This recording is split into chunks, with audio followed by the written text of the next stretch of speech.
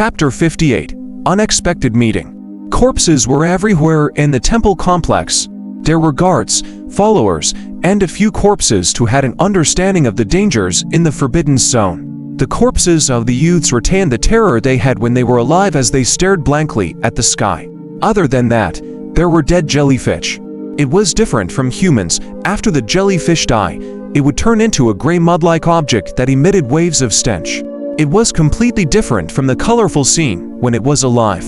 At the same time, it emitted an extremely dense anomalous substance that invaded the surroundings and corroded everything. This sudden calamity was still ongoing. As the young men and women retreated in panic, the swarm of jellyfish howled as they pursued them. At the periphery of this jungle forbidden zone, slaughter and death continued to play out. When Xu Qing arrived at the temple cluster, it was already 2 hours later. As he walked through the cluster of temples, Xu Qing looked at the corpses strewn all over the ground. His expression didn't change much. He had seen too many corpses. When he passed by the corpses of guards and followers, Xu Qing kept some of the dead jellyfish and prepared to head back to study them. As for the items on these corpses, almost all of them were invaded by the dense anomalous substances formed after the jellyfish die. They were no longer usable. This continued until Xu Qing arrived beside a corpse. His footsteps then stopped. This was the corpse of an old man. There was a large hole in his chest and the blood that flowed out had already dried up. Within his dull eyes that were wide open, there seemed to be regret from when he was alive. Looking at this corpse, Xu Qing sighed softly. He wasn't a god, so even if the other party had bought his insurance, he couldn't guarantee his safety completely, especially when the fog hadn't appeared. After a moment of silence, Xu Qing squatted down and covered Old Stone's open eyes before burying him. There was no steely. Captain Lei had said before that scavengers didn't have any relatives when they were alive, so there was no need for them to pay their respects.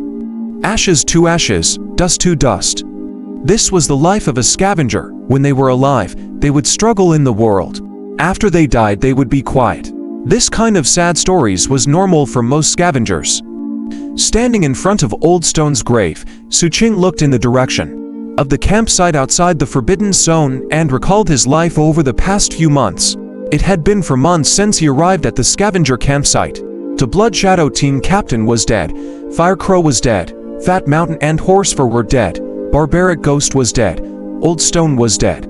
Captain Lei retreated into seclusion, Bone Blade escaped, and even more scavengers died silently.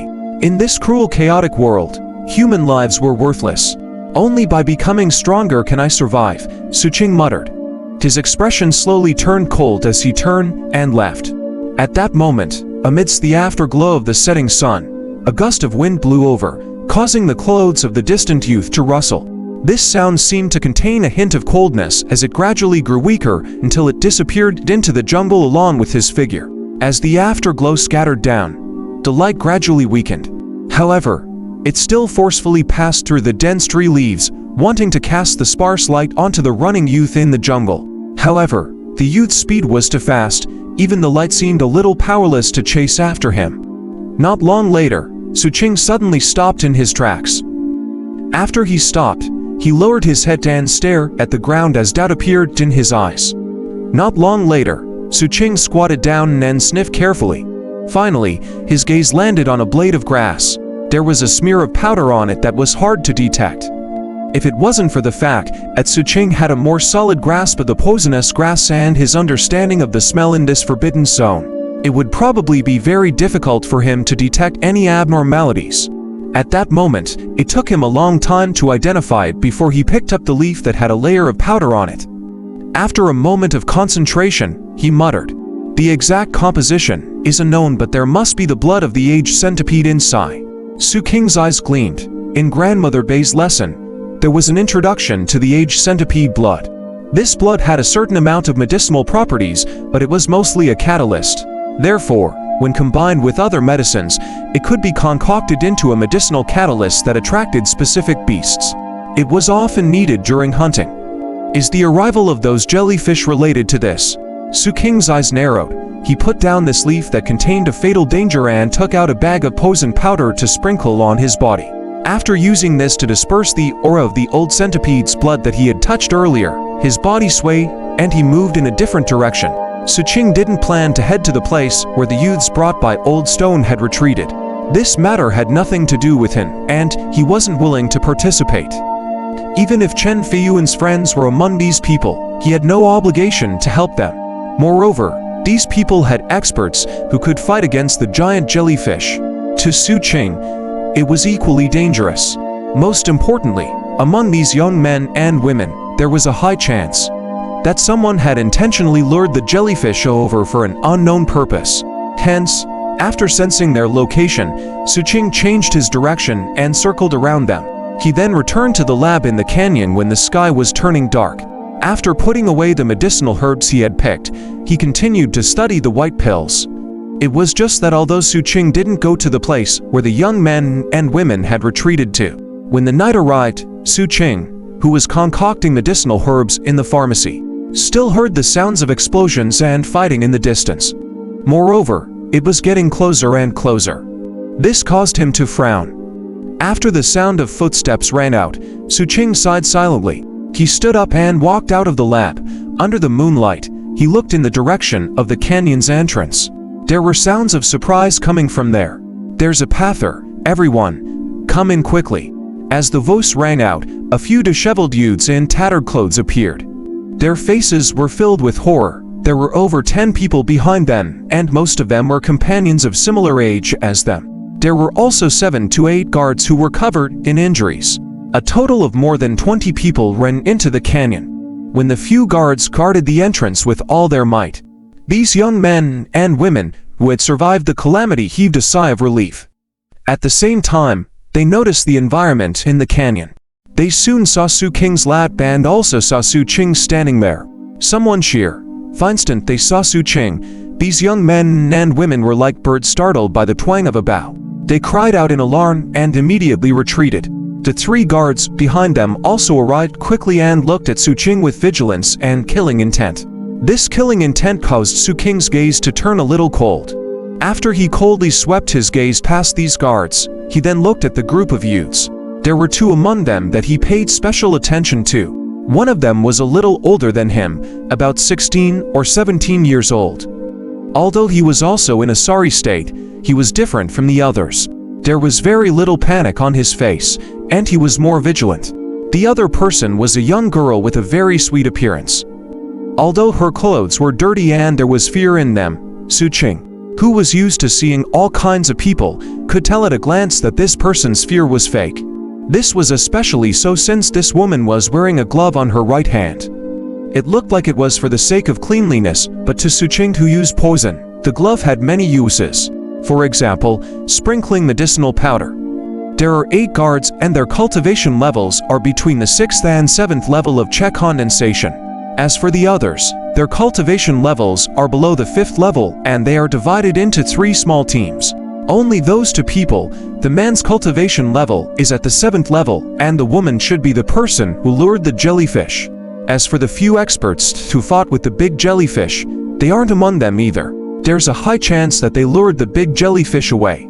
This was Xu Qing's habit and those young men and women had no idea that Xu Qing could see so many details with just a glance. However, these guards were different from those young men and women. They could sense the coldness in Xu Qing's eyes and glanced at the medicinal room. They were all extremely vigilant. To be able to find such a canyon in the forbidden zone and build houses in it. All of this meant that this youth was not only familiar with the forbidden zone but also lived here. Such a person was extremely dangerous. "Fellow Taoist, is your lord here? We don't have any ill intentions. It's just that the mutated beasts are chasing us outside, so we're using this place to hide." "Well, leave it on. Please forgive us for disturbing you."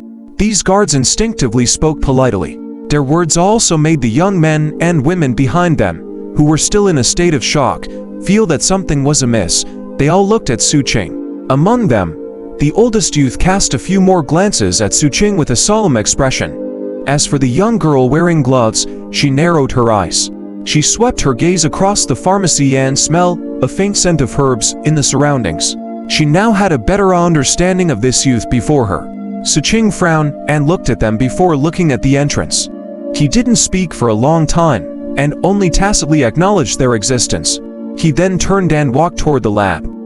His tacit agreement caused those guards to heave a sigh of relief. As for the young men and women behind them, they were mostly apprehensive. Only the young girl wearing gloves had a strange glint in her eyes. After that, she spoke in a low voice that was filled with caution and grievance. "You're so rude. We just want to hide here for a while. There are mutated beasts everywhere outside. We'll definitely die if we go out." Her voice carried a sense of heartache and love, causing the surrounding youths, who adored her, to muster their courage and speak to Xu Qing one after another. "That's right. Why are you so cold-blooded? We don't have any ill intentions, we're just resting here. The Forbidden Zone doesn't belong to his family, why should we ask him?" Their casual words caused some people to feel hostility towards Xu Qing.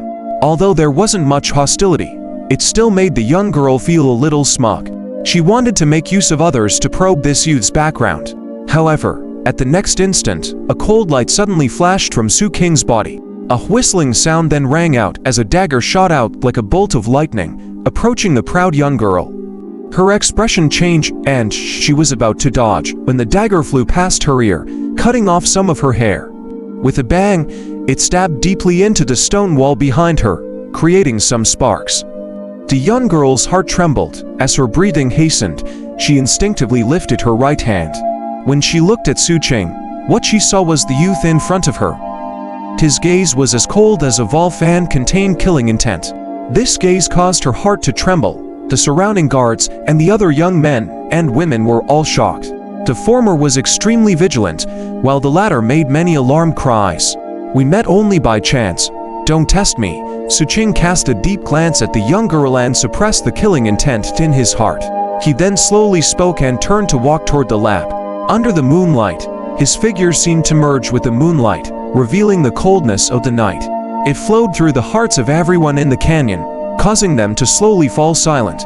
To many people, the canyon seemed to be as dangerous as the jellyfish outside. In this silence, the instant Xu Qing reached the entrance of the lab, a mournful cry suddenly rang out from the entrance. A small jellyfish found the entrance and penetrated the body of a guard. After devouring his internal organs, it rushed into the canyon. Behind it, a group of jellyfish whistled over.